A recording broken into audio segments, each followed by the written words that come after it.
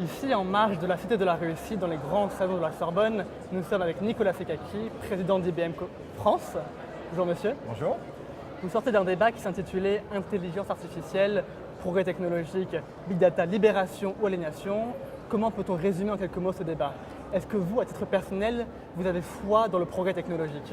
Oui, je pense que le débat était très intéressant parce qu'en fait, il était beaucoup plus progressiste que ne préfigurait le titre. C'est-à-dire que nous sommes tous à peu près convaincus que l'intelligence artificielle peut aider l'être humain à faire mieux son métier, à trouver un travail, etc.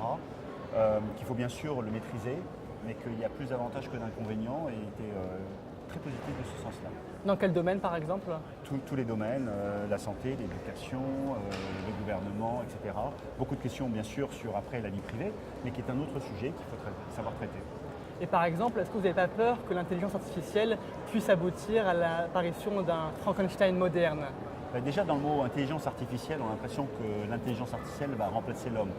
Aujourd'hui, les intelligences artificielles que nous avons sont des intelligences artificielles faibles, c'est-à-dire qu'elles sont extrêmement spécialisées. Donc on en est encore à des années-lumière. Nous, chez IBM, on travaille plutôt sur l'intelligence artificielle faible, c'est-à-dire qui est au service de l'homme, elle est faite par l'homme pour l'homme. Et concernant le big data, est-ce que ça peut être une menace pour les libertés individuelles, la sécurité? Mais bien sûr qu'il faut, à partir du moment où vous n'avez pas besoin d'intelligence artificielle pour regarder ce qui se passe dans les données, mais il y a un autre sujet qu'il faut regarder, c'est plutôt cette masse de données qui est non structurée, les images, les textes, un rapport, votre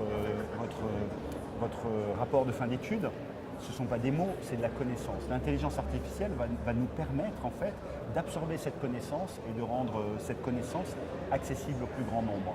Donc tout le débat, il est bien évidemment, et il doit être, et c'était le sens de notre débat, en disant comment est-ce qu'on va s'approprier ces technologies pour être capable de créer les métiers de demain, voir comment nous allons être capables d'adopter cette technologie pour pouvoir nous reconvertir et être un acteur et pas une victime de ces technologies.